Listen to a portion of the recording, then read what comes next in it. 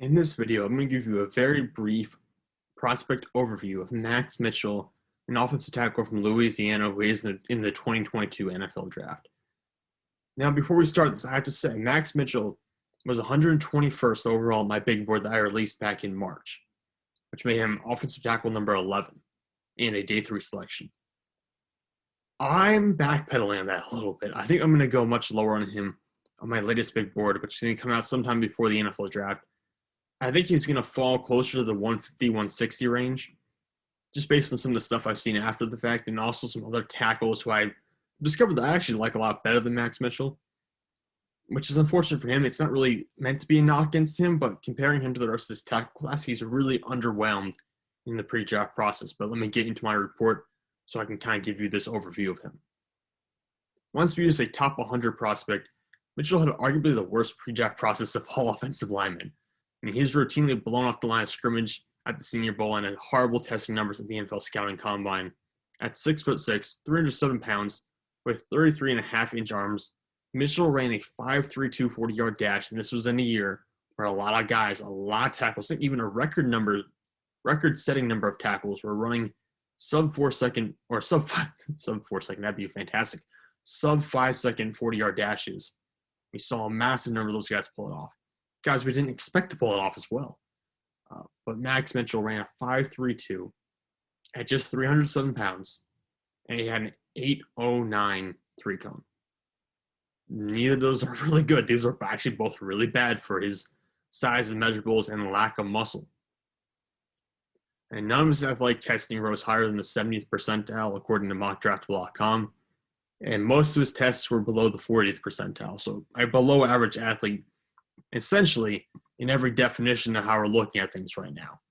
In 20-yard shuttle, which is when he reached the 67th percentile with a 4.65. One of his better tests, the broad jump, 106 inches, 70th percentile. Those were his two good tests. Those were the two tests that he's holding up as really saving him here.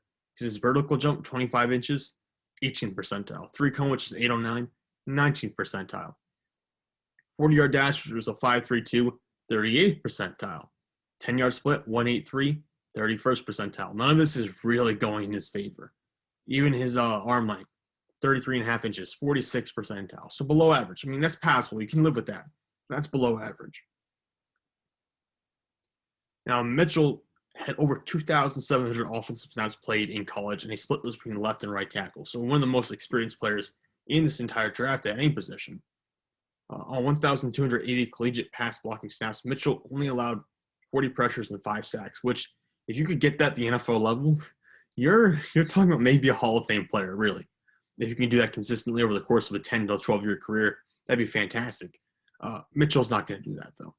It's much different going from Louisiana to playing in the NFL. Mitchell makes good use of his hands and pass protection and shows some spring out of his stance against the run, which is good because he doesn't have tremendous leg drive because he is fairly thin's not the right word, but he does not have a stout lower half. He's not a guy who's going to anchor really well. And like I said, Mitchell just desperately needs to add muscle once he enters the NFL.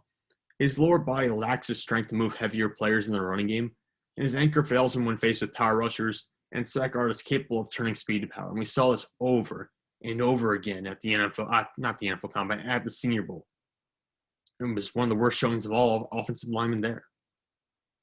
And by far, I mean, we had offensive linemen from really small schools who were at the Senior Bowl who looked much more prepared to handle the speed and power they were facing than someone like Max Mitchell, who played at a fairly good school and played some good competition over the years. And again, one of the most experienced players in this draft got put on his rear end consistently at the Senior Bowl. And I think Mitchell is a player who could contribute immediately in his first season, somewhat as like a swing tackle. I wouldn't want him to start at it by any means.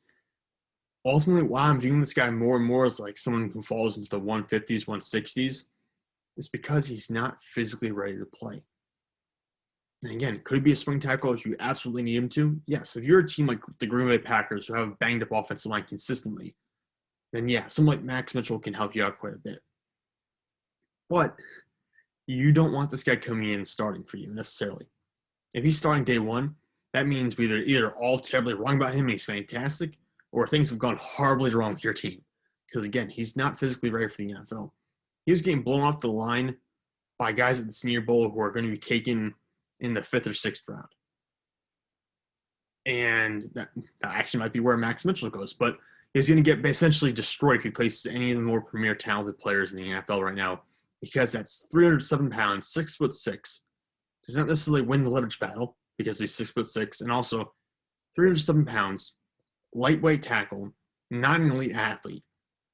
Unfortunately for Max Mitchell, a guy who is very experienced and had a very decorated college career, I just don't see him going much higher than maybe at earliest the late 4th round, but I'm thinking he's going to be more maybe a 5th or 6th round pick based on what's going on here after the season.